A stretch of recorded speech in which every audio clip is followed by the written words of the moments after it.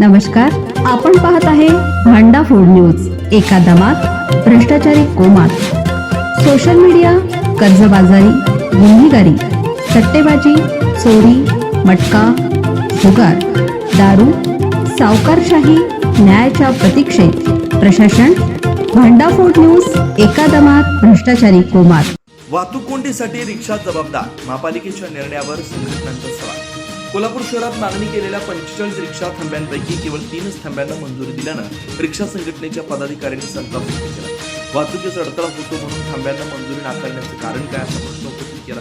महापालिकेनं थांब्यासाठी जागा उपलब्ध करून द्यावी अशी मागणी त्यांनी केली. प्रादेशिक परिवहन कार्यालय, महापालिका व रिक्षा संघटनांच्या पदाधिकाऱ्यांची नुकतीच बैठक झाली.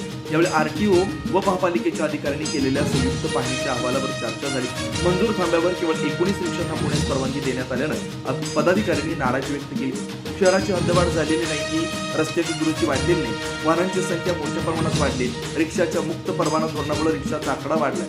वाढत्या रहदारीला केवळ रिक्षाच कारणीभूत आहे असं अधिकाऱ्यांना दाखवून द्यायचंय का, अशी विचारणा रिक्षा संघटनेच्या पदाधिकाऱ्यांनी केली.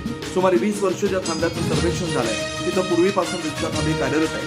जर रिक्षा थांब्यांना वाहतुकीचा अडथळा होतोच म्हणून मंजुरी दिली गेली नाही तर भविष्यात रिक्षा चालकांवर विनाथांबा कारवाई झाल्यास आंदोलन केलं जाईल असा इशारा देण्यात आला.